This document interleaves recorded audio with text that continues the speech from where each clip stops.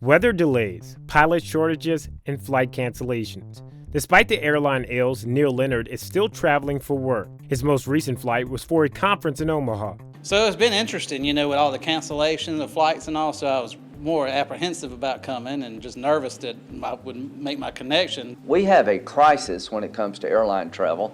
We have a pilot shortage, and those who say we don't, well, they're just full of it because they're misleading the public. Senator Lindsey Graham, along with a group of Republican lawmakers, say they have a solution.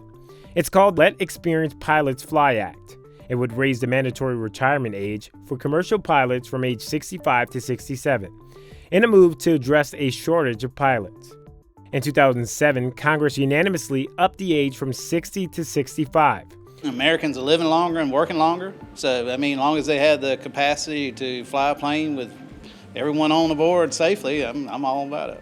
But the Allied Pilots Association, which represents 14,000 American Airlines pilots, disagrees. When it was changed before, we came to the international standard of 65. This is different. This was a failure to plan for the recovery, and now these wild ideas are coming out. Number one, as Secretary Buttigieg said, this is not nestled in safety. And he said, for safety reasons, we're going to focus on getting new pilots on the flight deck. As airlines work to get more pilots in the sky on the ground, the FAA has some overdue homework of its own, seeking public comments on seat size standards, an order Congress asked the agency to address since 2018. And it's something passengers have mixed reactions about. I've never really thought about the size of the seat. Obviously, due to my personal size, I prefer for it to be more room.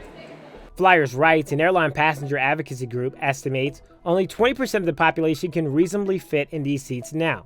There are serious health and safety issues when you're put in cramped conditions for hours on end. The FAA will allow 90 days for public comments. However, it doesn't mean they will come to an agreement on seat size standards.